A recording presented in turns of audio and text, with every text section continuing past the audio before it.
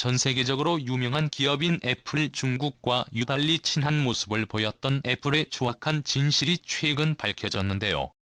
이 사실이 밝혀지면서 애플에게 위기가 닥쳤었습니다. 자칫 잘못하면 애플이 파산할 수도 있는 상황. 주요 거점에 자리 잡은 애플 매장에서 철거 움직임이 보인다고 하죠. 반면 삼성전자는 애플보다 미국 정부의 지지를 받으며 승승장구하고 있는데요. 애플이 파산하면 삼성전자가 애플을 인수할 수도 있다고 합니다.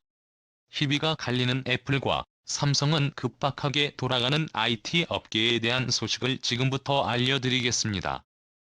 오랜 친구. 중국인들이 애플의 현 CEO 팀 쿡을 부르는 별명입니다. 친구보다 더 나아간 단계를 의미하는 오랜 친구는 중국인이 각별한 애정을 보일 때만 쓸 수 있는 단어입니다. 글로벌 CEO들 가운데서도 중국은 특별히 애플에 대해 친밀감을 드러냈습니다.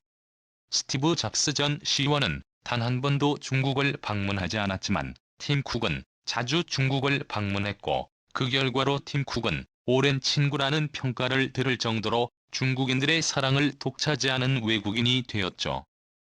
알고 보니 중국의 사랑을 받을 만한 이유가 밝혀졌는데요. 바로 중국을 위해 애플이 엄청난 돈을 비밀리에 투자한 것이 밝혀진 것입니다.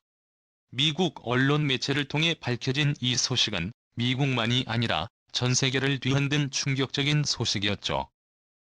2016년 중국을 방문한 팀 쿡은 2,750억 달러 한화로 약 323조 원에 달하는 투자 계약을 맺었는데요.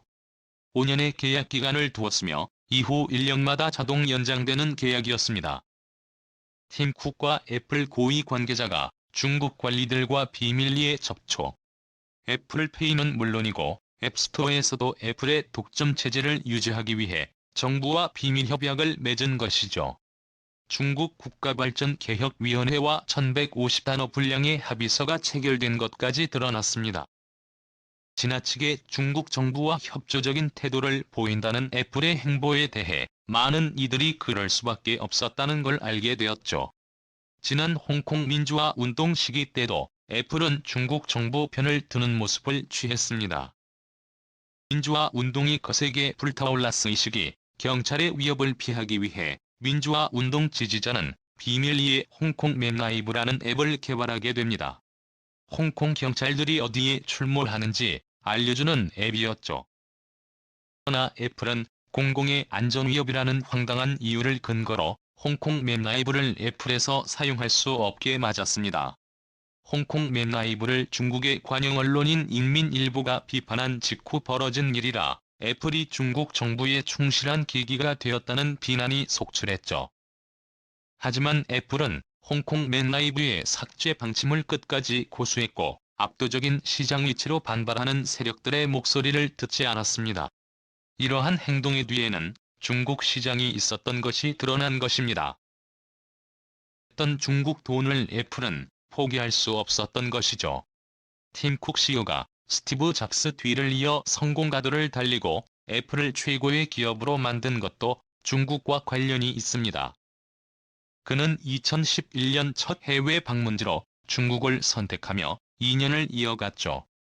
그는 알려진 것만 해도 9번이 넘도록 중국 출장을 빈번하게 다녔습니다. 중국 정부의 초청을 받아 중국 고위 관료들과 만남을 이어가며 중국 지역 정부의 당서기들과 만나며 애플의 영향력을 확대하기 위해 노력했죠. 상하이의 시위원회석에는 애플은 혁신의 대명사이자 가장 인상 깊은 기업이라는 평가를 남길 정도로 중국 전통을 누구보다도 성실하게 따랐습니다. 투자는 물론이고 공급망에서도 스티브 잡스 시절 논의로 여겼던 중국 시장을 가장 중요한 시장으로 간주해 전면적인 투자를 할 정도였습니다. 이층에 애플 아레나가 센터를 지었고 이어 상하이와 수저우도 지을 예정이죠.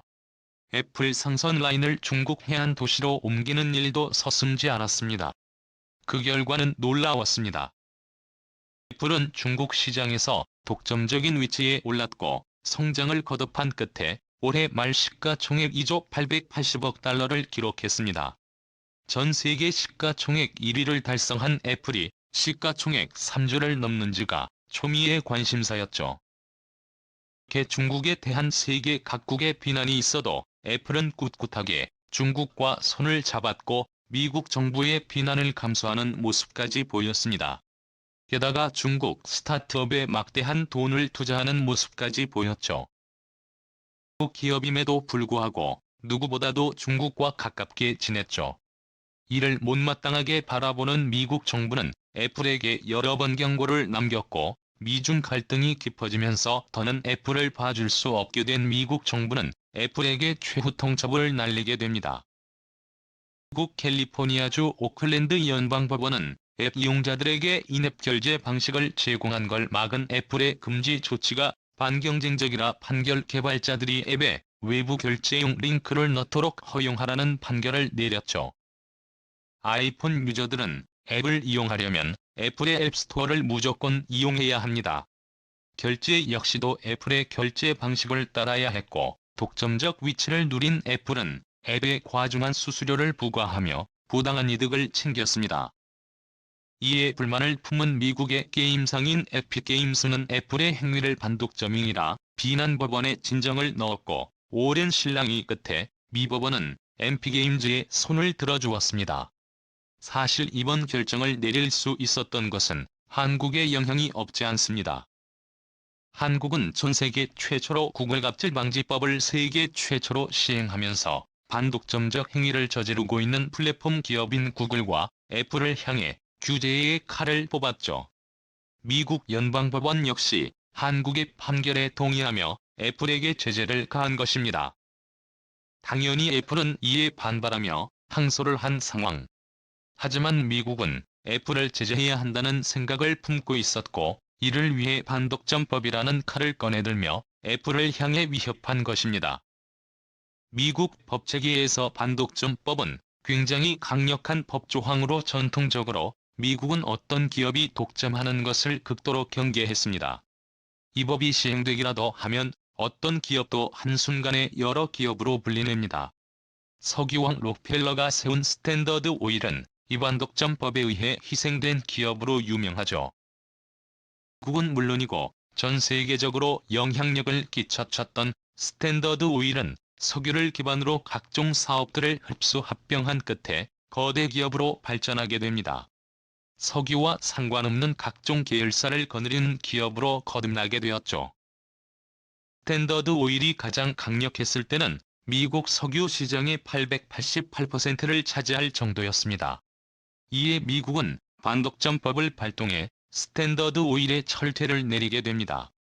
결국 34개의 기업으로 쪼개지며 강력했던 기업은 한순간에 몰락하게 됩니다. 방송산업을 독점했던 MBC도 반독점법의 철퇴에 자유롭지 못했죠. 그러지 않아도 IT 기업들의 행동에 대해 불만을 품었던 미국 정부가 중국과 친하게 지내는 애플을 곱게 볼 이유가 없는 것이죠. 그렇게 이번 독점을 견제하는 판결 역시 나올 수 있었 것입니다. 적극적으로 미국 정부가 나서면 애플은 순식간에 파산할 수도 있는 상황이죠. 반독점법에 걸린다면 애플은 무수히 많은 회사들로 쪼개져 기존과 같은 영광을 누리지 못할 가능성이 높습니다. 미국만이 아니라 유럽도 최근 애플 견제에 나서며 애플의 목줄을 쥐고 있습니다. 유럽연합 집행위원회 마르그레테 베스타게를 위원은 애플은 앱스토어라는 플랫폼을 악기로 경쟁 음악 스트리밍 업체에 불이익을 주며 경쟁 구조를 왜곡한 혐의를 받고 있다고 주장하며 유럽의 독점금지법을 심각하게 위반하는 행위라고 비난했습니다. 만약 유럽연합의 결정이 내려진다면 매출의 10%를 벌금으로 내야 할 수 있습니다. 추정 이익만 따져보면 30조 원에 달하는 금액을 지불해야 하는 것이죠. 애플은 당연히 유럽연합의 결정에 이의를 제기한 상태입니다. 그러나 여론은 애플의 독점에 호의적이지 않죠. 더군다나 중국과 친하게 지내는 것을 유럽 국가들도 좋게 보지 않는 상황. 애플은 스스로 위기를 초래한 것입니다. 반면에 애플의 경쟁자인 삼성은 미국 정부의 지지를 받으며 시장 독점적 위치를 유지하는 것을 넘어 애플까지도 넘볼 수 있게 되었습니다.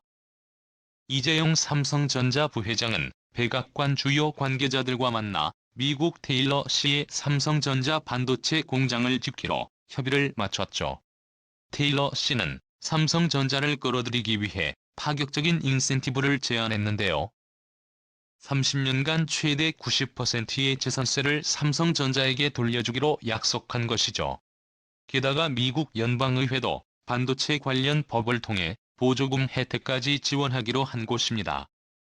에벗 텍사스 주지사와 존 코닌 상원 의원이 김기남 삼성전자 부회장을 직접 만나 댈러스에 유치할 수 있도록 로비를 펼친 것 역시 주효했다는 분석인데요. 덕분에 삼성전자는 큰돈을 들이지 않아도 미국 내에 대규모 반도체 공장을 짓게 되었습니다. 삼성의 전폭적인 투자에 미국 정부는 삼성전자를 밀어주면서 지원을 아끼지 않겠다고 발표했죠. 조 바이든 대통령은 주요 생산 기업 최고 경영자들을 백악관으로 초청했는데요. 외국 기업으로는 유일하게 삼성전자가 초대되는 행보를 보였죠. 미국 정부는 이미 한국의 중요성을 여러 번 강조하는 모습을 보였는데요. 돈 그레이스 미국 상무부 부장관은 반도체 배터리 분야에서 가장 중요한 파트너인 한국과 협력하는 것은 미국의 최우선 과제라고 언급했습니다. 그는 자리에서 삼성전자를 직접 본 것, 향후 미래 산업에 쓰리라 할 수 있는 반도체 분야에서 삼성전자가 해야 할 중요한 역할을 강조했습니다. 실제로 그 이후로 삼성전자가 미국의 사업은 물론 투자를 늘리게 되었죠. 경쟁자인 애플은 중국과 가까이 한 탓에 미국 정부의 눈밖에 난 상태의 삼성전자는 미국의 확실한 지원을 받게 되어 격차를 좁히고 있죠. 향후 애플이 분해될 경우 삼성은 단숨에 애플을 제치고 1등이 될 수 있습니다. 과연 애플은 지금이라도 중국을 포기하고 미국의 편으로 돌아서게 될까요? 중국의 돈을 잊지 못해 지금과 같은 행보를 계속 보일까요? 삼성전자가 앞으로도 계속 상승세를 타기 바라며 IT 업계에서 애플의 자리를 차지할 수 있기를 기원하겠습니다.